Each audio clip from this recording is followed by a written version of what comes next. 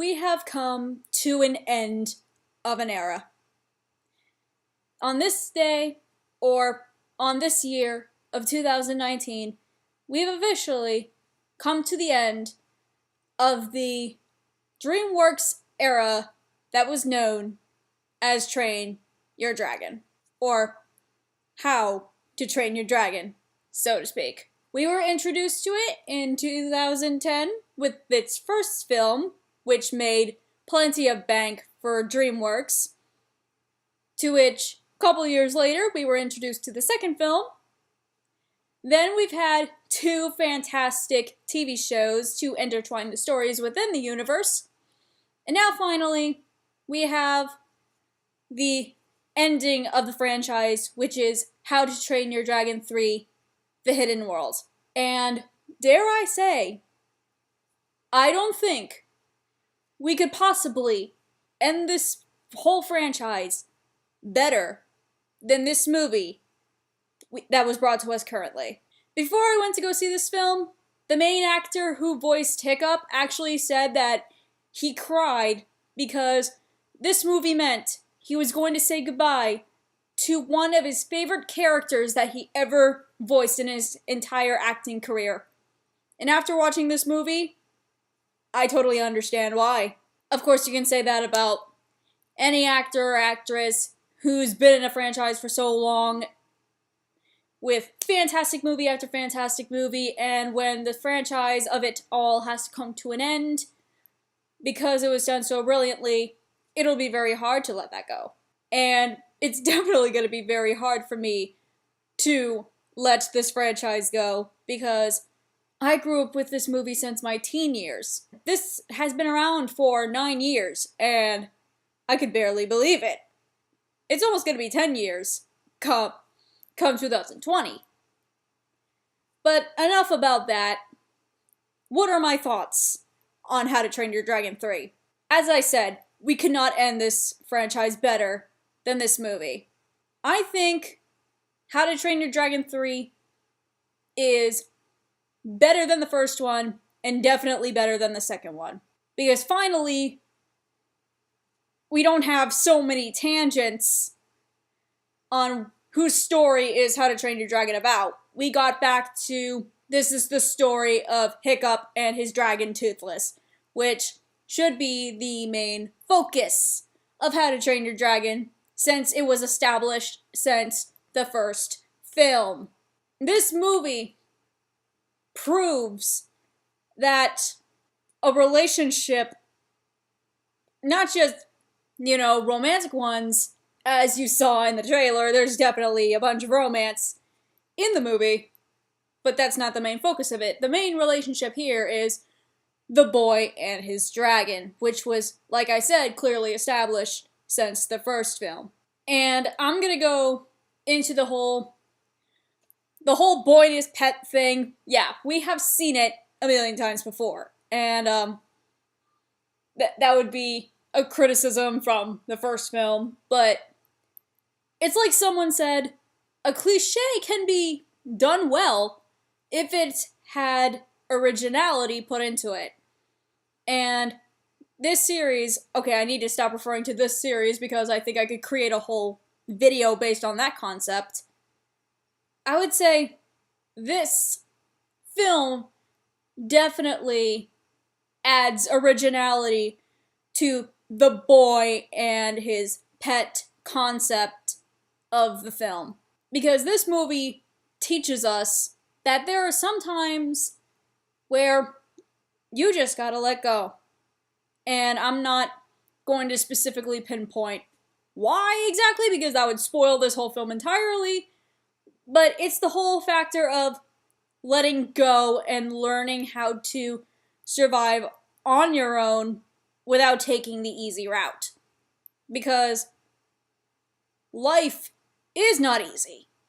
And there are times where there are situations where you have to fix problems without your easy go-to.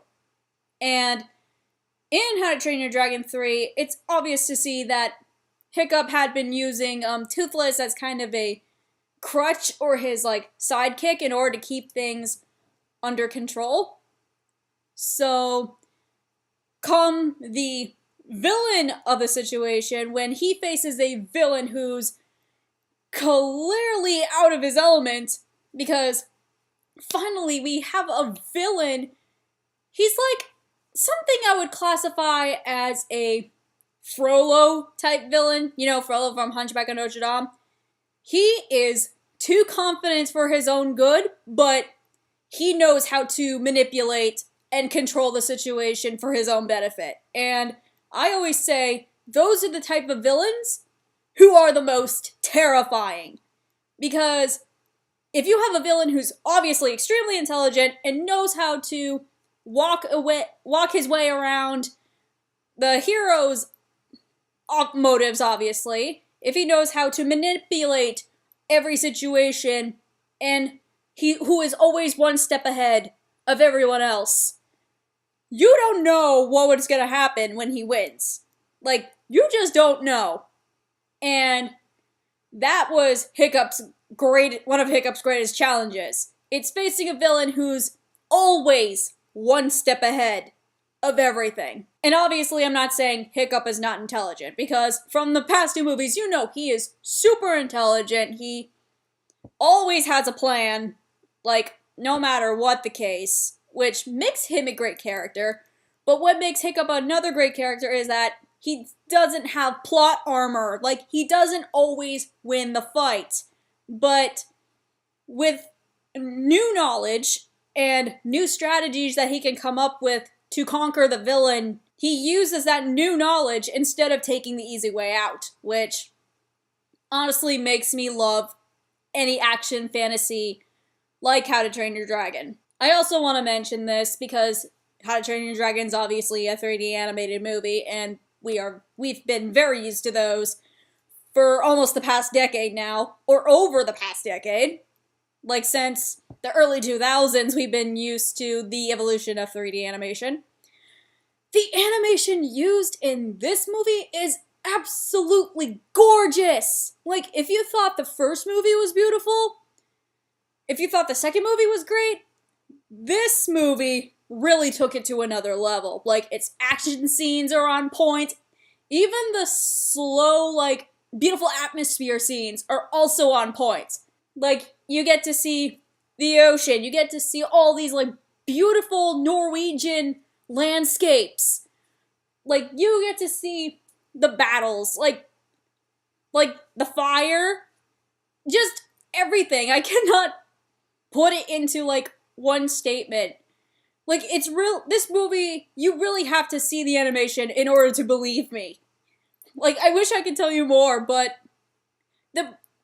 my overall thing is the animation is downright breathtaking. Some of my complaints, though, they're very minor, because I really enjoyed this movie a lot, and it has a lot of good things, but whenever, like, in this movie, try not to spoil it as much as I can, but there are flashbacks with Hiccup and his father.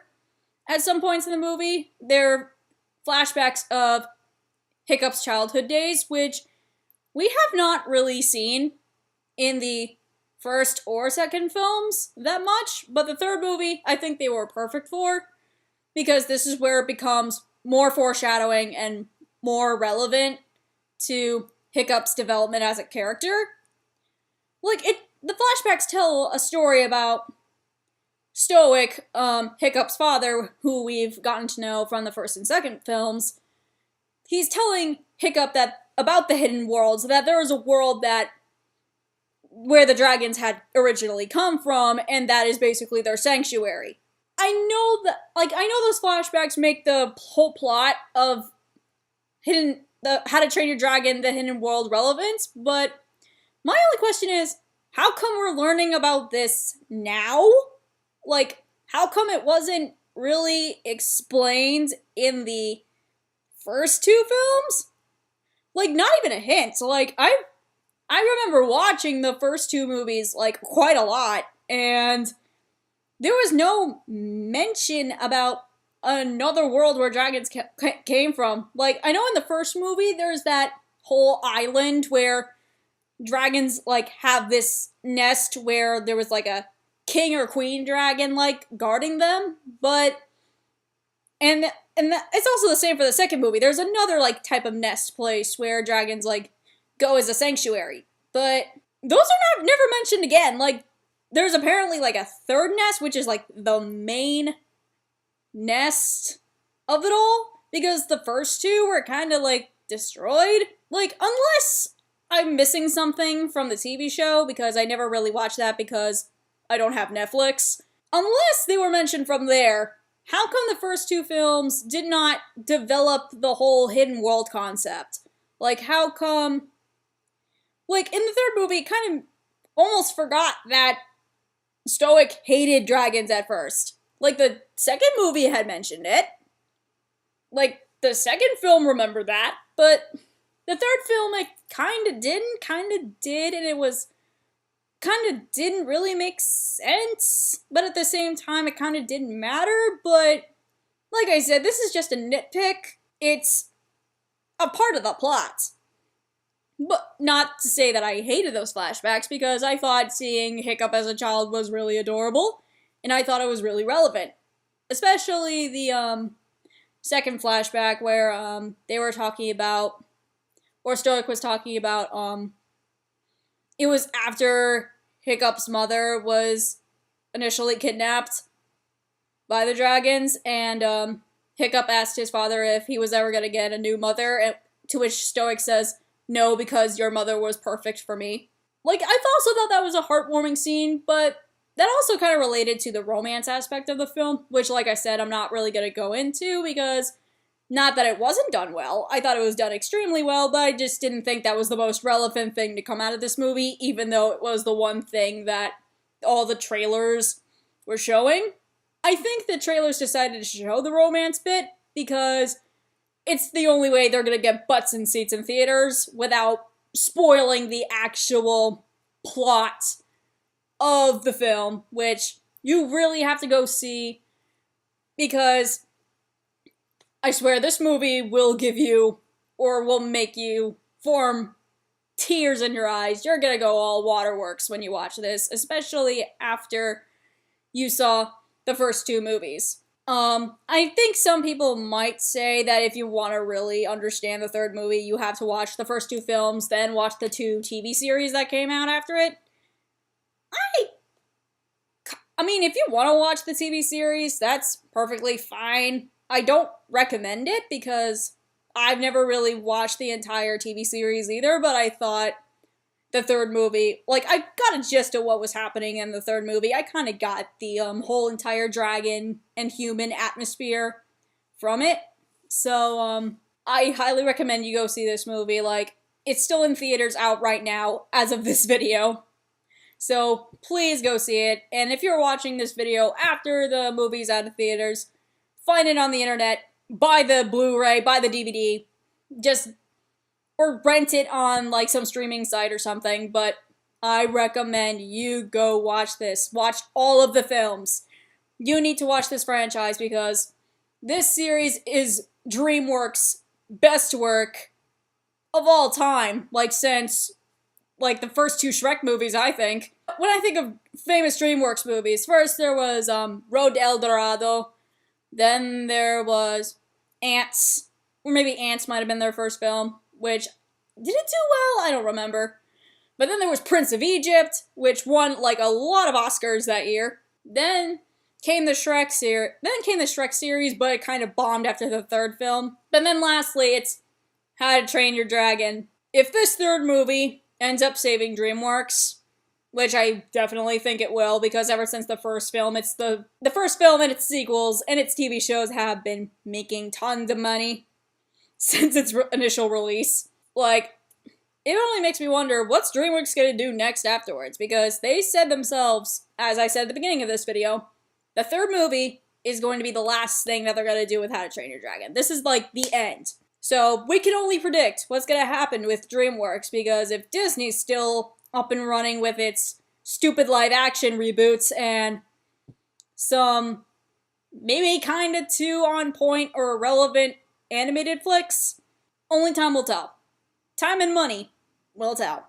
I'm Cait, and it's been real. Ciao!